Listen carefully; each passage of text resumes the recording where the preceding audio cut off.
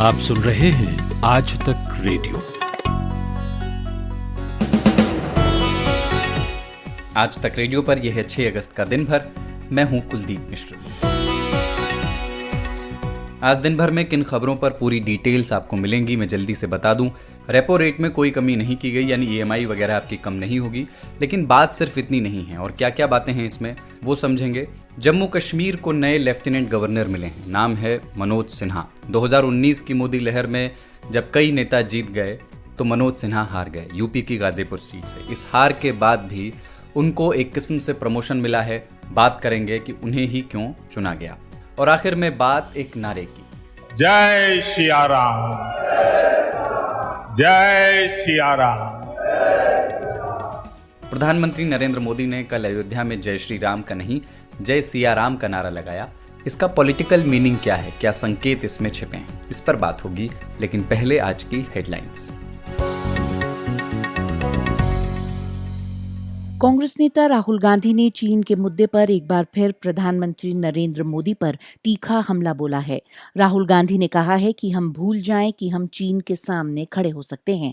प्रधानमंत्री मोदी में इतनी हिम्मत नहीं कि वो चीन का नाम तक ले पाएं। राहुल गांधी ने एक ट्वीट में ये भी कहा है कि चीन के अतिक्रमण का ब्यौरा देने वाले दस्तावेज को रक्षा मंत्रालय की वेबसाइट से हटा लिया गया है। इस दस्तावेज में कहा गया था कि लद्दाख के कई इलाकों में चीन की सेना के अतिक्रमण की घटनाएं बढ़ी हैं। सुशांत सिंह राजपूत की संदिग्ध मौत से उठे विवाद की जांच में अब प्रवर्तन निदेशालय का शिकंजा रिया चक्रवर्ती पर कस रहा है। प्रवर्तन निदेशालय को पता चला है कि कम कमाई होने के बावजूद रिया चक्रवर्ती ने मुंबई में 2 प्रॉपर्टीज खरीदी हैं। अब इनकी जांच की जा रही है। अभी तक की जांच में पता चला है कि एक प्रॉपर्टी रिया के नाम पर है, जबकि दूसरी रिया के घर वालों के नाम पर है। इनका पैसा किसने चुकाया है ये पता अभी नहीं चल सका है। सुशांत सिंह राजपूत की मौत के मामले की जांच करने मुंबई पहुंचे बिहार पुलिस के आईपीएस अधिकारी विनय तिवारी को क्वारंटीन किए जाने पर बिहार पुलिस के डीजीपी ने कहा है कि अगर उन्हें आज नहीं छोड़ा गया तो बिहार पुलिस कानूनी कार्रवाई करेगी। बिहार से मुंबई आए विनय तिवारी को 14 दिन के क्वारंटीन में रखा गया है। विनय तिवारी ने क्वारंटीन समाप्त किए जाने की गुजारिश की थी, जिसे बीएमसी ने खारिज कर दिया। भारतीय क्रिकेट बोर्ड यानी कि बीसीसीआई ने भारत और चीन के बीच बढ़ते तनाव के मद्देनजर गुरुवार को चीनी मोबाइल कंपनी वीवो के साथ इंडियन प्रीमियर लीग यानी कि आईपीएल के आगामी सत्र के लिए टाइटल प्रायोजन करार निलंबित कर दिया है। बीसीसीआई की तरफ से जारी एक पंक्ति के बयान में कहा गया है कि इस साल वीवो आईपीएल के साथ जुड़ा नहीं रहेगा। यह है दिन भर और मैं हूं कुलदीप मिश्र। सारा खेल इस बात का है कि आपकी जेब कितनी भरी हुई है और कितनी खाली है। और जेब की चिंता कोविड-19 के प्रकोप के दौरान थोड़ी ज़्यादा है, क्योंकि आमदनी लोगों की घटी है। ऐसे में रिजर्व बैंक ने अपनी मॉनेटरी पॉलिसी जारी की है। ये उम्मीद थी कि शायद हालात को देखते हुए रेपो रेट में कोई कटौती की जाए, लेकिन ऐसा कुछ हुआ नहीं। यानी आपकी ईएमआई सस्ती नहीं होने वाली है। लेकिन मॉनेटरी पॉलिसी में सिर्फ इतना ही नहीं है, कॉरपोरेट्स के लिए लोन की रिस्ट्रक्चरिंग और गोल्ड पर मिलने वाले कर्ज में कुछ बदलाव किए गए हैं। शेयर मार्केट पर उसका काफ़ी पॉजिटिव असर आज दिखा। ये क्या बदलाव हैं और शेयर बाजार इसमें क्यों खुश है, आसान भाषा में समझने के लिए मैंने बात की आज तक रेडियो के कारोबारी खबरों के एक्सपर्ट शुभम शंखधर से। और पहले यही पूछा कि मोटा मोटी क्या चीज़ें निकल करके आई मॉनेटरी पॉलिसी से। देखिए, जो मौद्रिक नीति की समीक्षा का सबसे मुख्य आकर्षण का केंद्र होता है, या जो केंद्र में चीज रहती होती है, ब्याज दरों में नीतिगत जो दरें हैं ब्याज की, उनमें क्या बदलाव हुआ। तो आज वहाँ कोई बदलाव नहीं दिखा। Repo rate, reverse repo rate, किसी भी तरीके के ब्याज दर में कोई बदलाव नहीं था। हालांकि बाजार कहीं ना कहीं ये मान रहा था कि शायद एक 1/4 बेसिस पॉइंट की कट आ सकती है। हालांकि ये कटौती भले ना आई हो, लेकिन जो रुख है, जो स्टांस है, वो अभी भी उदार है, जो ये दिखाता है कि आरबीआई आने वाले दिनों में अगर जरूरत होती है तो शायद अभी 1 कट या 2 कट और ले सकती है। अभी भी ब्याज दरें ऐतिहासिक स्तर पर हैं। ब्याज दरों को नीचे लाने के पीछे की जो मुख्य वजह होती है वो ये होती है कि सस्ता कर्ज बांटा जा सके। तो अभी भी जो पिछले मौद्रिक पॉलिसी समीक्षाओं में ब्याज दरों में कटौती की गई है, वही अभी पूरी ट्रांसमिशन नहीं हुई है, वही अभी पूरा पास नहीं हुआ है। हमने देखा कि अभी 3 दिन पहले प्रधानमंत्री ने खुद बैंकों के साथ बैठक में ये कहा कि आप लोग कर्ज दीजिए और आप डरे ना, और जो अच्छी प्रोफाइल के कर्ज हैं, जो बैंकेबल प्रोजेक्ट हैं, उनको आप लोन दीजिए। तो ये कहीं ना कहीं दिखाता आशा है कि अगर एक कट और भी आ जाता तो कोई सूरत बहुत बदलने वाली नहीं थी। लेकिन दूसरी तरफ खड़ी थी महंगाई, जो 6% के पार जा चुकी है। तो आरबीआई ने इस समय जो ये पॉलिसी है, उस पर जो शक्तिकांत दास गवर्नर का आज वक्तव्य था, उसमें ये साफ आप महसूस कर सकते हैं, ये संकेत मिलता है कि आरबीआई ने महंगाई पर अंकुश लगाने के लिए आज ब्याज दरों में कटौती को नहीं किया। यानी कि कहीं ना कहीं इस मौद्रिक पॉलिसी समीक्षा में आरबीआई के रडार पर ग्रोथ से पहले महंगाई थी। लेकिन ये चीज समझने की बहुत जरूरत है कि जो भी महंगाई के नंबर हैं वो बहुत, उनको ऑथेंटिकेट नंबर नहीं मान सकता, बहुत क्रेडिबल नंबर नहीं माने जा सकते, क्योंकि सैंपल पूरे नहीं आ रहे हैं, सप्लाई साइड अभी भी चैलेंजेस बने हुए हैं, इकोनॉमी पूरी तरीके से खुली नहीं है। लेकिन हाँ, बाजार ने जो चीज देखी वो ये देखी कि अभी भी जो स्थान है वो उदार है। इसके अलावा जो 3-4 बड़ी चीजें थी वो ये थी, एक लोन के स्ट्रक्चरिंग को लेकर। लोन के रिस्ट्रक्चर को आरबीआई ने मंजूरी दी है कि अगर कोई कंपनी है, कोई एमएसएमई यूनिट है या इवन पर्सनल लोन है, रिटेल लोन है, उन पर भी बैंक अगर चाहें तो उन्हें वन टाइम रिस्ट्रक्चर कर सकते हैं। रिस्ट्रक्चर का मतलब ये होता है कि अगर आपका कोई लोन चल रहा है, अगर आप उस लोन को नहीं चुका पा रहे हैं, आप मोरेटोरियम में हैं, उसके बाद भी अगर आप मोरेटोरियम खत्म होने के बाद इस स्थिति में नहीं है कि अपनी किस्त पहले की तरह शुरू कर पाएं, तो आप बैंक के साथ बैठकर उसकी म्याद बढ़वा सकते हैं। बैंक के साथ अगर आपकी प्रोफाइलिंग अच्छी है, अगर आपकी सिविल रेटिंग अच्छी है, तो बैंक मैनेजर ये आपको रियायत दे सकता है कि अच्छा, आप ब्याज भरते जाइए अगले 1 साल तक या 1.5 साल तक, या जब तक भी चीजें नहीं बेहतर होती उसके बाद आप मूलधन चुका दीजिएगा।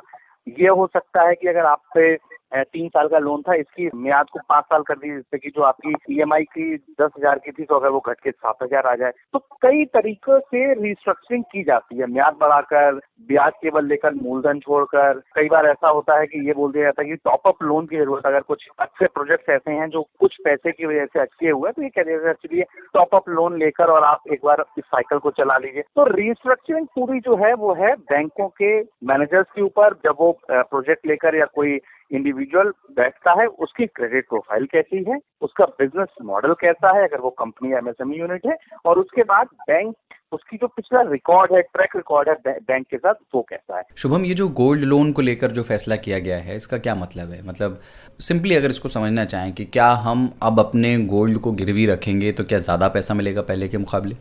जी बिल्कुल। एक बड़ा इंपॉर्टेंट जो फैसला था वो गोल्ड को लेकर था कि गोल्ड की कीमतें अभी हम देख रहे हैं कि लगातार ऊपर बढ़ रही हैं, और गोल्ड में एक बड़ा इंपॉर्टेंट ये फैक्टर है कि आने वाले दिनों में भी गोल्ड का जो आउटलुक है वो बड़ा मजबूत दिख रहा है। तो ऐसे में आज आरबीआई का ये फैसला आया कि अगर आप कोई गोल्ड के सामने लोन लेते हैं, गोल्ड लोन अगेंस्ट गोल्ड लेते हैं, तो अब तक उसकी लिमिट 75% थी। यानी कि अगर आप बैंक के हिसाब से 100 रुपए का सोना वहां रखते हैं तो 75 रुपए आपको वहां मिल सकते हैं। उस सीमा को बढ़ाकर अब 90 रुपए कर दिया गया है। ये हालांकि 31 मार्च तक है, ये ऐसा नहीं है कि कब तक चलेगी, उस पर सिंपल एक तारीख दी गई है कि 31 मार्च तक ऐसा आने वाली चलेगा।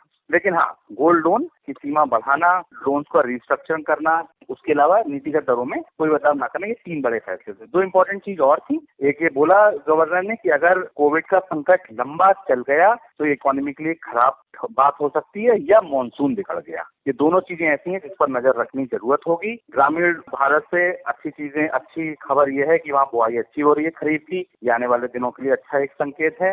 इसके अलावा एक इशारा उन्होंने जो ग्रोथ रेट को लेकर किया वो ये कि अभी हम नेगेटिव जोन में ही रहेंगे। आने वाले दिनों में अगले वित्त वर्ष की पहली तिमाही से शायद चीजें वापस होने लगेंगी, ऐसा अनुमान भी उन्होंने जताया। ठीक है शुभम, सुबह ये मॉनेटरी पॉलिसी का ऐलान आरबीआई ने किया, उसके बाद से शेयर बाजार चहक रहा है ना। 362 अंकों की उछाल पे आज बाजार बंद हुआ, बीच में 1 बजे के करीब एकदम ऊपर अपने हाईएस्ट पॉइंट पे था। तो बाजार को इस मॉनेटरी पॉलिसी में क्या दिख रहा है? शेयर बाजार ने जो 2 चीजें देखकर रिएक्ट किया, उसमें पहली चीज थी आरबीआई का स्टांस। आरबीआई अभी भी जो रुख अपना अपनाए हुए है वो उदार अपनाए हुए, वो लिबरल है। वो उसका ये कहना है कि अगर जरूरत होगी तो हम और रेट कट कर सकते हैं। बाजार के लिए ये एक बहुत पॉजिटिव संकेत था। दूसरा जो सबसे इंपॉर्टेंट चीज थी वो थी लोन की रिस्ट्रक्चरिंग का फैसला। अगर मॉरेटोरियम आगे नहीं बढ़ता, बैंकिंग सेक्टर में तत्काल जैसे मॉरेटोरियम ब्लैंकेट लगाया गया था ऐसे हटा दिया था कि सब अपनी पुरानी किस्तें वापस देने लगे, तो हो सकता है डिफॉल्ट के चांसेस थे। बाजार इस चीज को लेकर चिंतित था कि अगर अचानक मोरेटोरियम हटेगा तो शायद नंबर्स अच्छे नहीं हो सकते हैं। और इसीलिए आज जब रिस्ट्रक्चरिंग की बात थी कि बड़ी कंपनी एमएसएमई यूनिट और in fact individual retail lenders, individual retail जो लोन्स हैं उनके साथ भी रिस्ट्रक्चरिंग कर सकते हैं, ये बाजार के लिए एक पॉजिटिव खबर थी। जिसके बाद बाजार ने इस पॉलिसी को थोड़ा सा पॉजिटिव नोट पर क्लोजिंग दी इस पॉलिसी के बाद। ये थे हमारे कारोबारी खबरों के एक्सपर्ट शुभम शंखधर। जम्मू कश्मीर में आर्टिकल 370 हटाए जाने का एक साल कल पूरा हुआ और आज प्रदेश को नया उपराज्यपाल मिल गया। 1985 बैच के आईएएस अफसर जीसी मुर्मू की विदाई हो गई है और 2019 लोकसभा के हारे हुए उम्मीदवार मनोज सिन्हा की अगवानी का अब इंतजार है। सिन्हा उत्तर भारतीय पट्टी के लिए अनजाना नाम नहीं है, रेल राज्य मंत्री रहे हैं, उत्तर प्रदेश के गाजीपुर से चुनाव लड़ते हैं। 2017 में प्रदेश के मुख्यमंत्री पद के लिए भी इनका नाम चला था, लेकिन बाजी योगी जी ने मार ली। तो मोटी बात यह है कि कश्मीर की कमान अब एक नौकरशाह से लेकर, एक ब्यूरोक्रेट से लेकर एक नेता को दे दी गई है। इसकी ज़रूरत क्यों थी और इसके पीछे की रणनीति क्या हो सकती है? क्या कश्मीर को लेकर के कोई तैयारी है? क्या वहाँ चुनाव हो सकते हैं? ये पूछा हमारे साथी नितिन ठाकुर ने श्रीनगर में मौजूद आज तक रेडियो संवाददाता शुजाउल हक से। जी देखिए, जम्मू कश्मीर के जो हालात पिछले एक साल से बने हुए हैं, खासकर धारा 370 के हटाए जाने के बाद, तो एक पॉलिटिकल वैक्यूम जरूर बना हुआ है। क्योंकि अक्सर जो मेन स्ट्रीम पॉलिटिकल पार्टीज हैं, जैसे नेशनल कॉन्फ्रेंस, पीडीपी हुआ या बाकी जो भी नेता थे, उन सबको महीनों तक या तो नजरबंद कर रखा था या अरेस्ट किया हुआ था। तो कोई पॉलिटिकल एक्टिविटी जो है अभी तक दिखने को नहीं मिली है। अब जो मुर्मू साहब हैं, उनका जो काम करने का तरीका जो बताया जा रहा है, वो एक टिपिकल जिस तरीके से ब्यूरोक्रेट काम करता है वैसा ही रहा है। इसमें कहीं ना कहीं जो पॉलिटिकल जो एक्टिविटी है या वैक्यूम है, उसको जरूर महसूस किया जा रहा था। तो ऐसी जो है अटकलें लगाई जा रही हैं कि शायद इसी वजह से ये बड़ा फैसला जो है केंद्र सरकार ने कल जम्मू कश्मीर के हवाले से लिया है। तो मुर्मू साहब की जो कार्यप्रणाली थी वो किसी नौकरशाह जैसी रही हो, मगर मनोज सिन्हा को चुना जाना, इसके पीछे आप वहाँ क्या देखते हैं? जी देखिए, मनोज सिन्हा जी को का चुनाव जो है, ये भी एक इंटरेस्टिंग जो है, इसमें भी इंटरेस्टिंग चीजें हैं। जैसा कि हम सब जानते हैं कि मनोज सिन्हा साहब 3 बार पार्लियामेंटेरियन रहे हैं, एक बीजेपी के पुराने नेता हैं, एक यूनियन मिनिस्टर भी रहे हैं।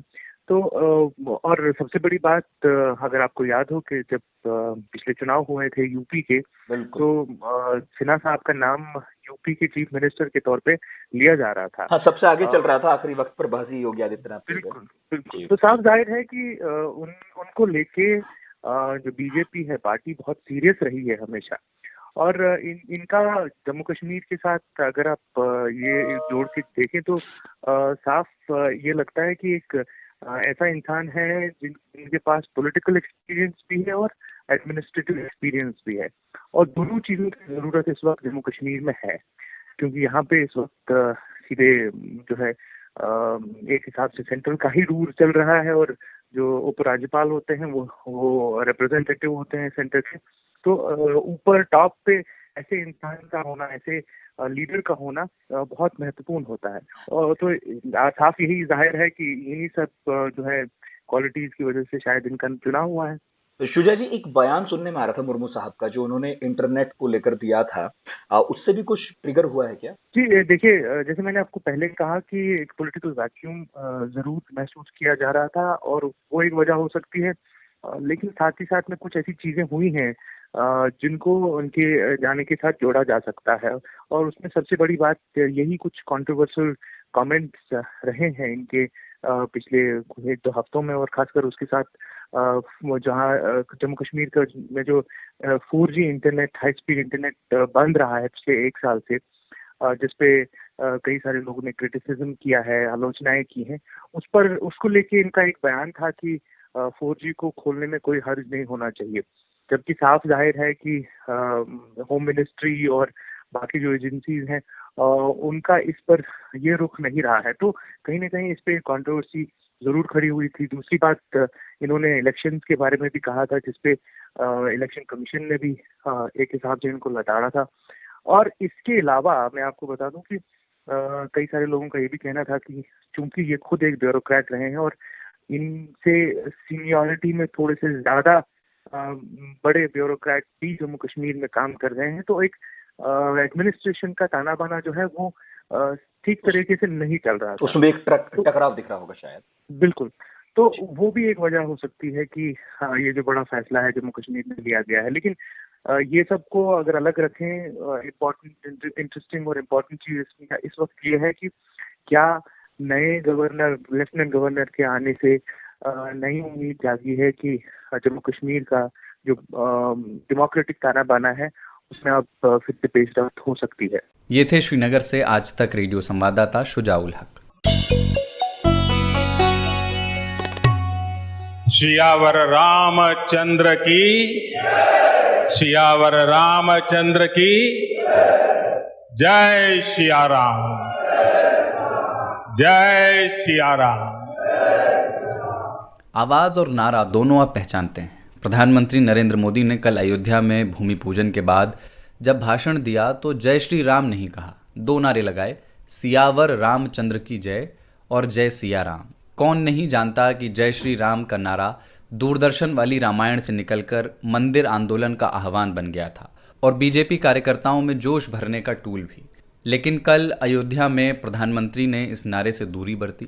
मैंने बात की आजतक.com के एडिटर पाणिनी आनंद से और पूछा कि नारों की नैया में बैठकर बीजेपी क्या कोई पॉलिटिकल शिफ्टिंग कर रही है? हाँ, ये एक बहुत महत्वपूर्ण चीज है क्योंकि केवल नारे की ही बात नहीं है और उनके भाषण के दौरान उन्होंने 7-8 बार ये नारा लगवाया है, शुरुआत में भी और आखिर में भी। लेकिन उन्होंने बहुत एम्फसाइज किया, बहुत क्लियर किया कि वो माँ जानकी और भगवान राम को याद करके लगवाना चाहते हैं। यही नारे को बार बार दोहराया, शुरुआत में भी और आखिर में भी। अगर आप भाषण के पूरे कथानक पे ध्यान दें तो आप पाएंगे कि इसी एक नारे की व्याख्या के तौर पे वो पूरा भाषण है। मेरी व्यक्तिगत राय ये है कि मोदी के जो सबसे बेहतरीन भाषण है पिछले वर्षों के दौरान के, मैं उनमें से भूमि पूजन के समय दिया गया भाषण उसको एक मानता हूं क्योंकि कंटेंट उसका बहुत रिच है, उसमें रिसर्च बहुत अच्छी है और उसमें एक बहुत कमाल की बाइंडिंग है। कंटेंट एक विषय पे, एक थीम पर आधारित है और वो जो थीम है वो थीम है जय सिया राम। जय सिया राम क्यों आते हैं? क्योंकि इसके दो कारण हैं, एक तो राजनीतिक है और दूसरा ये है कि यहाँ से अब मूवमेंट को बदलने की जरूरत है। जय श्री राम का नारा पैदा हुआ 1990 के दशक की शुरुआत पे, याद यूं कह ले कि 88-89 में, जब राम मंदिर को लेकर के आंदोलन शुरू हुआ और उस वक्त एक भगवा अंग वस्त्र अपनी कमर पे लपेटे हुए, उघारे बदन के, जटाओं को बांधे हुए, धनुष उठाए, थोड़े से क्रोधित कुपित समुद्र के किनारे खड़े और बैकड्रॉप में राम मंदिर दिखता हुआ, इस तरह के राम का चित्र हमने देखा था। ये भारतीय समाज के लिए एक नया चित्र था क्योंकि भारतीय समाज में या तो Ravi Varma school of thought से, स्कूल ऑफ आर्ट से जो तस्वीरें निकली जिसमें कि राम, सीता, भरत, शत्रुघ्न, लक्ष्मण राम दरबार में मौजूद हैं और पैरों के साथ वीर मुद्रा में हनुमान बैठे हुए हैं गदा रख के, घरों में छोटे से सिंहासन या पालने में या झूले में लड्डू गोपाल के रूप में बाल राम का एक चित्र रहा है, रामलला की एक प्रतिमा रही है, पूजी जाती रही है। तो ये एक नया चित्र था तो ये नारा भी नया था और इसीलिए क्योंकि भारतीय जनमानस की जो स्मृति है उसमें अगर आप देखें तो श्री राम, जय जय राम, जय सिया राम, राम राम जी की, राम नाम सत्य है ना। तो सारे संबोधन उद्बोधन जो है वो राम की समग्रता है उसमें। जय श्री राम वाला उद्बोधन जैसा कहीं पे नहीं था कि जहाँ पे उद्घोष जैसा दिखाई दे रहा हो। तो ये नया नारा था, एक नया चित्र था और इसमें राम को एक व्याकुल और आक्रोशित व्यक्ति के रूप में दिखाया गया। पूरा आंदोलन उसके इर्द गिर्द चला। लेकिन अब जबकि सुप्रीम कोर्ट का आदेश गया है, अब जबकि जय श्री राम नारे की आवश्यकता, उस राम मंदिर के आंदोलन की आवश्यकता खत्म हो चुकी है, वो आंदोलन जिसके खड़ा हुआ वो उपलब्ध हो चुका है, वो फैसला हो चुका है, उसका भूमि पूजन हो गया है, मंदिर के निर्माण की प्रक्रिया शुरू हो चुकी है। तो ये जरूरी है कि उस एक आंदोलन के राम से निकल करके जो समाज का, समष्टि का राम है उसकी तरफ मूव किया जाए और जय सिया राम उसके लिए एक बहुत महत्वपूर्ण कड़ी है, बहुत महत्वपूर्ण मंत्र है। क्योंकि आप ये देखिए कि किसी भी मोहल्ले में, किसी भी गांव में, किसी भी तहसील में, शहर में, कस्बे में, आप किसी घर पे अगर जाएंगे तो मान लीजिए कि कोई कांग्रेस का वोटर है, मान लीजिए कोई समाजवादी पार्टी का वोटर है, कोई बहुजन समाजवादी पार्टी का वोटर है, बहुजन समाज पार्टी का, उस सूरत में क्या होगा कि आप उनसे जय श्री राम कहेंगे तो वो समझेंगे कि ये आरएसएस का आदमी आ गया, ये या बीजेपी का आदमी आ गया। लेकिन उनसे आप कहेंगे जय सिया राम, तो जय सिया राम का जवाब वो खुद भी जय सिया राम कह के आपको देगा। यही एक चीज है जो कि जातियों के बीच और ऐसे लोगों के बीच राम को ले जाने की कवायद का हिस्सा माना जाएगा जिनके बीच में उस तरह की सुग्राह्यता नहीं रही है।